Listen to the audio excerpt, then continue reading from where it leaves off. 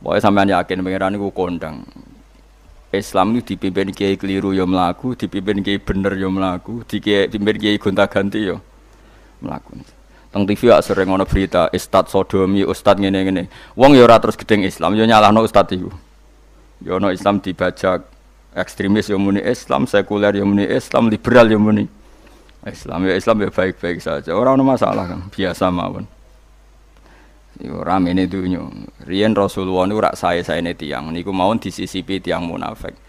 Karena ndak ada cerita pendapat itu memuaskan semua napa pihak. Rasulullah rak kesayangane pangeran.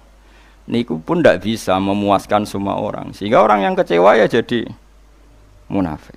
Pemene trimo kiai, trimo presiden, trimo Kapolri, trimo pangam, enggak bisa. Apapun konsepnya itu enggak bisa. Mesti ada yang setuju pendekatan ekstremis itu persuasif. Sing sitok gak harus tegas. Kalau gak tegas gak bisa membasmi seakar-akarnya. Sing jare persuasif, nak tegas mereka dendam malah kacau negara. Sing sitok kalau gak tegas mereka ngelamak. Itu kan ra iso selesai. Akhirnya nyelesaino aku sing pimpinan nurut. Akhirnya sing pendapatnya gak tinggung. Nurut ya nurut mergo dipecat tapi terus balelo sithik. Balelo napa? Sithik-sithik. Masjid ge ngoten nasibe, kiai ge ngoten. Kulo nek ndek murid kuatah, ndek santri kathah sing kiai nggih kathah. Wono kiai niku sowan kula, Gus, masjid iku ape nganakno zikir Ramadan. Dadi 24 jam full mulai bar subuh sampai sahur. Saking semangate ibadah Ramadan. Terus ibadah ning dia muni takok, ya teng masjid, Gus. Dadi masjidé ben makmur, terbaik masjid makmur. Tak omongi. Lah apa ngarit ora ibadah? Apa dadi satpam mergawe iku gak ibadah? Apa nyupir angkot golek nafkah ibadah? Kiai kok goblok ra karuan aja muni ngono. Astagfirullah, iki ora urusan iku, Gus. Ya urusane mergo ke takmir dadi ben keren, pas ke takmir masjid rame ngono. Berarti sing nama baike kan kuwe. Nek pengiran ra butuh iku, pengiran kepingine seorang bapak golek nafkah. Anake kepingine sekolahan ya satpam teko, ora teko alasane itikaf. Kepingine pangeran ya bis sing tetep jalan, dadi wong sing nyetop iku ana bis aja kok mandek mergo itikaf ayo mending ngono. Kecewa lho. Wis bae ku piye dicapik ra ndukung. Padahal mek kula yo nyucup yo hormat tapi tetep gremeng mergo idenya enggak keturutan. Ya kula yo ngerti rai-rai ngono iku yo biasa wae cara kula biasa. Tapi suwe-suwe yo sadar den. Bareng ngajak wong do ora gelem akhirnya sadar. Jebule ngandel jeneng nganggo sembang kula yo suwe wong luwih ngandel aku timbang kowe. Lah bento tapi ngandel kowe ya. Wong aliran sesat ta. Ya masjid itu anggere sono salat jamaah iku ya wis rame cara pangeran. Ora perlu rame banget. Nak rame banget terus bakal pentol leren, satpam leren, supir angkot leren. Nek iku jek sepele. Dokter leren. Wong ape lara. Ape lara ape berobat ra iso. Nak larane emergensi astagfirullah minamikum taqabbal ya karim. Sajane semburu leren maling leren, copet leren. Iku ape nek iso ngumpul iku. Makanya ngaji itu ngambil wong alim kan, karena orang alim itu yang tahu duduk perkaranya agama. Seorang lagi yang tahu duduk perkaranya agama. Nabi itu kalau ngendikan itu sampai sahabat itu gak bisa menampung. Kadang menyebut kebaikan satu majelis sampai 63 sampai 70. Misalnya Nabi ngendikan al-imanu bid'un wasituna bid'ah. Iman itu ada 63. Terus nyebut terus. Pertama ngendikan a'la la ilaha illallah, tertinggi adalah kalimat tauhid. Wa adnaha imatatul adza anit thariq, terendah adalah menyingkirkan hal-hal yang mengganggu tiang apa? Mukmin atau mengganggu jalan. Terus ngendikan seperti itu. Sehingga pernah suatu saat Rasulullah itu ngaji di masjid. Rasulullah ora trimo kiai, Rasulullah itu ngaji di masjid. Nabi kalau ngaji di masjid itu memang di teras, jadi terbuka. Terus ada pemuda santai dengan santainya nggo pacul, ngliwati Nabi ngaji diliwati. Nggo pacul, ya santai. Singkat cerita semua sahabat itu mencibir. Celaka betul pemuda itu. Ada Rasulullah ngaji tidak ikut tapi dia berlalu saja bawa cangkulnya. Kata Nabi, kamu jangan komentar demikian. Jika dia kerja menafkahi ibunya yang lemah atau anaknya yang lemah, dia juga ibadah dan itu juga sunnahku. Akhirnya sahabat mereka sadar. Jadi untuk meramaikan Islam itu tidak harus semuanya ngaji di masjid. Sing ape kerja ya ben kerja. Yang penting ora dadi germo. Orang pengedar narkoba itu. Nah, itu ora kerja Kang, perusakan. Jadi sebetulnya orang tuh nggak bisa mengatakan kerja mau pengedarkan narkoba itu ndak, pengrusakan itu namanya. Tapi kayak adol pentol terus hal-hal yang halal itu namanya apa? Kerja. Dan kerja itu ibadah. efek dari perikiran ulama yang seperti ini, akhirnya masjid daerah ulama itu sepi-sepi. Mergo ngomong ngono terus wong wae nak ngono ora perlu ning masjid. Lah iku kesimpulane sing salah. Kok terus kesimpulane nak ngono ora perlu ning masjid bar saiki. Maksudnya orang ngono sing di aktivitas nggih monggo. Nek sing ada aktivitas timbang turu ning omah akhirnya aduk ibadah ning masjid aja aduk turu ning masjid. Nah, akhirnya daerah-daerah tertentu sing akeh ulama mesti masjidnya sepi tak jamin. Jajal ke delok ning Rembang. Oh tambah sepi. Karena ulama cara berpikir jong kerja ya ibadah ngernet ya ibadah mulang ya ibadah. Akhirnya mau masjid pas tarawih. Iku yang golek sing cepet.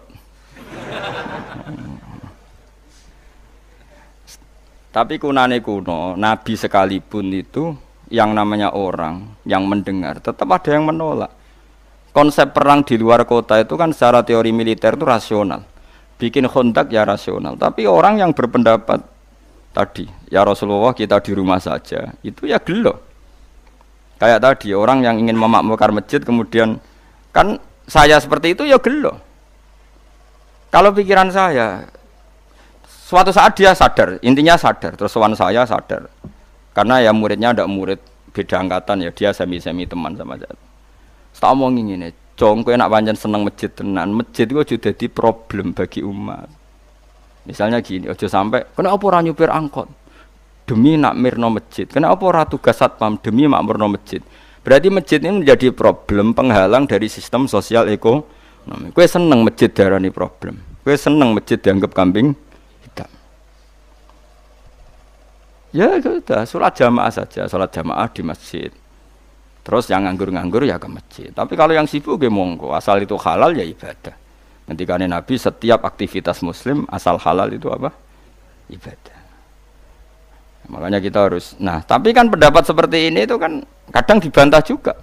Tapi ki Ramadan Gus tahun pisah, mosok njenengan ra setuju. Tak bukti kalau dia hadun nafsi tak tes. Ya wis aku setuju, syaratnya ketuane takmir ra kowe. Dadi masjid rame pas kowe ra ketua takmir. Isen dene karena dia ingin punya prestasi. Berarti sawang wow pas dene ketua takmir hadun nafsi enggak? Hadun nafsi pasti dia itu cari.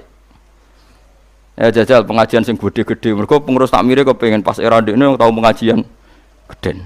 Pas gak pengurus takmir terus ana pengajian geden. Lah opo rame-rame bareng. Padahal orangnya sama. Nah itu ulama itu tukang ngomong seperti itu. Mungkin menyakitkan, tapi ulama itu terus ngomong seperti itu supaya agama ini dibawa berdasar ikhlas, bukan hadzun nafsi, bukan kepentingan pribadi. Tapi tentu ulama tetap ngomong iktikaf ya sunat baik, kerja ya baik, amal lainnya asal baik ya baik.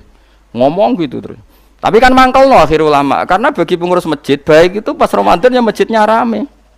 Bagi yayasan yatim piatu amal apik ya dikekno yayasan yatim piatu. Bagi KBIH, bagi travel amal apik ya umroh. Ya ora. Lha tenan kula raguyen. Mana mungkin travel umroh dalil kowe nek ade dhuwit luwih kekno cah yatim, kekno masjid, gak payu travel. Tapi dalile al umroh ilal umroh kafaratun lima bainahuma. Umroh itu yang mengkafaroi dosa. Jadi dan itu kersane Allah, orang macam-macam pikirannya kersane Allah dan baik-baik saja. Dunia diokal-akali ini ya baik-baik saja. Allah ya tenang aja tetap sugih. Cuma ulama harus ngomong seperti saya. Jadi karena keterbatasan manusia sehingga yayasan yatim piatu mesti ngomong seakan-akan ibadah terbaik yang nyumbang yatim piatu. Nanti yang di travel ibadah terbaik ya sowan Nabi umroh. Nanti sing jamaah thariqah ya ibadah terbaik itu thariqah. Semua dan itu semuanya baik gak masalah, kita tidak masalah. Tapi kalau memaksa orang lain harus seperti itu dan mengkerdilkan kebenaran hanya surahnya gambarannya seperti itu, kita sebagai ulama harus melawan. Karena Nabi dawuh kebaikan itu sekian jumlahnya. Terus Nabi menyebut di satu majelis itu 60. Sampai yang diantara yang disebut itu nganti ana sing jorok. Wa fi buti ahadikum sedekah. Kowe ngeloni bojomu iku sedekah. Sampai sahabat takok, "Ya Rasulullah, masa urusan gitu ibadah?" Ayati ahaduna syahwatahu wa huwa alaihi ajrun. Masa urusan kelon itu ganjaran ibadah. Terus Nabi jawab, kata Nabi, "Faqih falawadu fi haramin akana alaihi wisrun." Kalau andikan dia meletakkan mental seksnya atau aktivitas seksnya di luar yang halal, apakah itu tidak dosa? Iya ya Rasulullah. Terus kata Nabi, "Wa kadzalika," begitulah kalau diletakkan di halal dia juga dapat apa? Pahala. terakhir Nabi ngendikan takufu syarraka anin nas fa innaha shadaqatun minka ala nafsik. Jika kamu itikaf di masjid tidak bisa, adol pentol tidak bisa, jadi satpam tidak bisa, aktivitas sosial yang menguntungkan orang lain tidak bisa. Takufu syarraka anin nas. Yang penting kamu tidak berbuat buruk yang merugikan manusia. Sehingga sampai ada riwayat dari orang sufi, ibadahnya orang zaman akhir itu tidur. Karena anak tidur itu gak ganggu wong. Iya. Paling bojo tok sepeten. Tapi kan yo nyopet yo ora, zina yo ora, ndelok wong ayu yo ora. Nah, itu sampai Nabi terakhir nyebut. Dari sekian kebaikan tuh kalau enggak mungkin kata Nabi takufu syarraka anin nas fa innaha shadaqatun minka ala nafsik. Sementing kamu tidak melukai atau merugikan orang apa?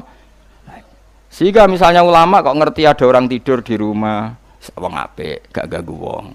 Ana bajingan mati, wong apik, ora iso bajingan meneh. Nah, akhirnya masyhur orang krono bajingan mati, kiai tenan yo. Saya nggih mayit niku, wong gak siap meni saya.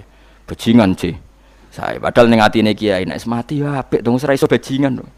Akhir dari bajingane ya wis mati. Lha sekarang ngakhiri bajingan apik ta elek? Apik. Berarti matine elek ta apik? Apik. Maksudnya kiai apik mati ini ora apik wonge. Lah wong gak trimo pikirane apik iku. Wonge. Lah kiai wis ndake pinter